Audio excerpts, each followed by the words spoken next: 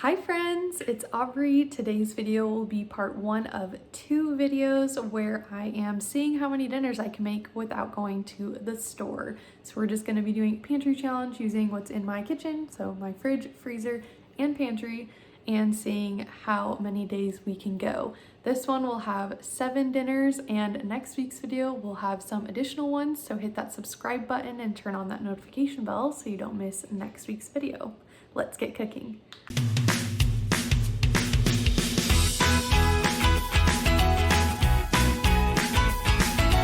Here is what my freezer is looking like at the beginning of this challenge. I'll be sure to also show you what it looks like at the end of the challenge. This first dinner is a chickpea bowl. It's inspired by a recipe we got in our meal box kit a couple of times. And we had all the ingredients, and then I subbed some other ones in for things that needed to get used up. First, we're going to cook up our farro, and then we're going to chop our veggies and season them with the remaining seasoning packet that we had from the meal box kit with some olive oil as well, salt and pepper too. And we're going to bake that in the oven along with the chickpeas at 425 for about 15 minutes. While the veggies and chickpeas are cooking, we're going to make up a little sour cream and lime juice sauce. It's about half a lime juiced and 2 tablespoons of sour cream and a little bit of salt. You just stir it together and taste it to see if it needs any additional lime or salt, and that's what we're going to top this bowl with. We also had some feta cheese in our fridge, so we added that to the bowl as well, and this was so creamy and delicious. If you haven't tried a chickpea bowl, I definitely recommend trying this one out.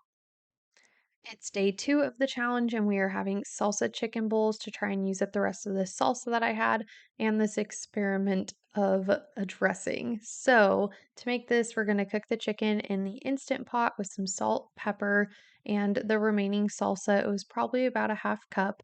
I'm also adding in the rest of this fire roasted corn that I had and about a 1/4 cup of water. Hindsight could have dumped that in the salsa jar, shaken it, and gotten all the little remaining tidbits of salsa. So definitely we'll do that next time. I'm going to cook this on manual pressure for about 10 minutes, and while that's cooking, I'm going to get my rice going. I had a little bit of this cilantro tube left, so I made some cilantro rice. I blended up my dressing. I'll leave the recipe down below for this. It used a lot of ingredients that we had in the fridge that needed to get used. Once the chicken was done cooking, we let it release and then opened up the lid, shredded the chicken, added in a can of rinsed and drained black beans, and stirred everything together. Served it over rice with some cheese and guacamole, and this was a hit. This dinner is such a great way to use up all of those random odds and ends that you already have on hand. It's day 3. We're gonna make some yummy crock pot creamy Italian chicken for dinner tonight. Let me show you the ingredients. We had these already on hand, which is great. So it's a super simple dinner. It's cream cheese, cream of chicken, Italian dressing mix, and chicken. You can add additional seasoning if you want. I typically just salt and pepper the chicken a little bit before I get everything cooking together. Let me show you the process. I will say this is something that we ate growing up on occasion, so it's a very nostalgic meal for me. It's definitely not the most appetizing looking, but it does taste pretty dang good. I really like having simple meals like this on days that are super busy. Our daughter did not sleep very well last night. She has a bit of a cold, so that means we also did not sleep very well last night. So this one's really quick and easy to throw together, and then hopefully maybe I can take a nap this afternoon.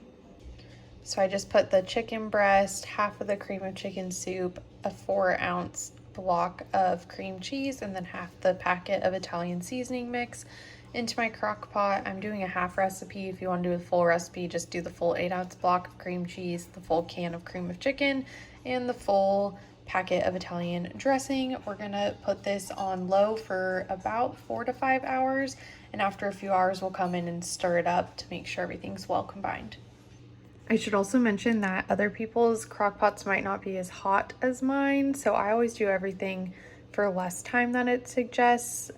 If yours is pretty typical low settings and it's not too hot, definitely just cook it for about 7 to 8 hours instead of 4 to 5 like mine is.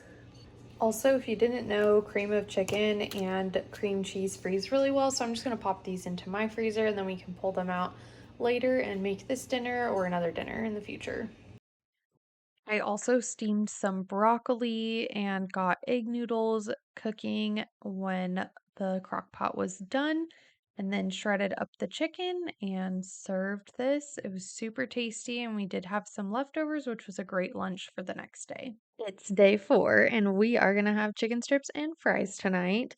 I have so many fries in the freezer from my charcuterie party that I had with my friends a few weeks ago, so I figured we had chicken and we have fries, so why not make at home Chick-fil-A basically? So, what we're gonna do is get some flour, about a fourth or third cup, depending on how many chicken strips you're planning on doing. We're gonna add that to a plastic bag along with some garlic powder, onion powder, crushed pepper, some paprika, Italian seasoning, and salt. I eyeballed everything, but I do have a recipe that I like for chicken strips. If you are one of those people who needs to follow exact measurements, I will go ahead and have that one linked down below for you. Another reason why I wanted to make this was because I had so many small little seasoning packets and then this package of panko breadcrumbs that came from a meal box kit that we didn't end up using. And so we're going to mix that along with some other things I already had on hand, like the Parmesan cheese and the breadcrumbs. And we're going to stir that together. And I also got my eggs prepped. I just did 2 of them and mixed them until they were more or less combined. I put the chicken in the bag with the flour, shook it up, then dunked it in the egg and then in the breadcrumb and Parmesan cheese mixture, baked it in the oven at 425 degrees for about 12 minutes, got my fries going, and then I made some homemade campfire sauce. This was super tasty. We haven't had these in a while, but we'll definitely be making them again soon. Another day, another chickpea bowl. Same veggies as last time. We got the farro going. I'm just gonna dress these with similar seasoning to last time, trying to use up my little packets from the meal box kits. I don't think we'll use this whole packet, but we'll use almost all of it, hopefully. Some salt and pepper, olive oil. Then we're gonna roast these in the oven, and once those and the farro are all cooked, we'll go ahead and combine them together and make a different sauce than last time. I ended up just using the rest of this. Figured a little more seasoning wouldn't hurt. What's so great about this kind of dinner is you could switch up the veggies, or you could even add a protein that's in addition to chickpeas or in place of the chickpeas. You can add any yummy sauce or salsa to the top of this, mix it all together, and just it really uses up so many ingredients that you already have on hand, so things aren't getting wasted. I'll be sure to have this sauce. It's a guacamole sour cream sauce in the description box for you in case you want to try it out yourselves. It is day 6 for dinner tonight. We are going to do beef stroganoff using a couple substitutions. It's my tried and true recipe from Natasha's Kitchen. I'll be sure to have it linked down below for you, but I will show you what substitutions we're making and let's get cooking. I am completely out of cream, so we're going to use some whole milk in place of that.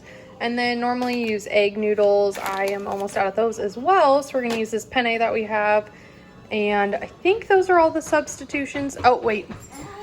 I remembered we're also subbing out the ground beef for the steak because we do not have any steak on hand, nor do we really ever have steak on hand. We're gonna get that thawing out while we get the noodles cooking, and then we'll make our sauce. It'll be super tasty. Once my water was boiling, I added in my pasta. I am using my favorite dinosaur spoon. If you are wanting a little dinosaur friend in your kitchen, I'll have him linked down below for you. To make the sauce, you will melt 2 tablespoons of butter in a pan, and then you'll add in about a half of a medium onion, finely chopped, as well as a few cloves of minced garlic. You'll cook that together until the onions are translucent, and then you will add in about a tablespoon of all-purpose flour. You'll cook that for another minute or so before adding in a cup of beef broth and 3/4 cup of heavy whipping cream. In my case, I subbed it out for whole milk. And we'll let that cook together until it starts to get a little bit thick. And then I added in a 4th cup of sour cream mixed with a tablespoon of Worcestershire sauce, a half teaspoon of Dijon mustard, a half teaspoon of salt, and a 4th teaspoon of pepper. You can definitely add additional seasonings if you feel like it. This recipe is a family favorite. It's so creamy and delicious. Tonight is day 7. We are going to have some spaghetti. We have some breadsticks and ground beef from the freezer, as well as the pasta sauce that I made. I'll link a video where I made this. And we have some noodles left, so let's get this cooking. I'm sure all of you know how to make pasta with meat sauce, so I'm just heating up my breadsticks in the air fryer, getting my water boiling with those noodles. Once they're cooked, drain them, threw on the meat and the sauce, stirred it up, had some corn still in the freezer, so I made that as well. It was tasty. This is my toddler's favorite dinner, so she was very excited. That is all for this video. If you don't want to miss next week's part 2, where we see how many additional dinners we can make with things just in my kitchen, hit that subscribe button, and I will see you in next week's video. Hope you have a great rest of your day. Bye!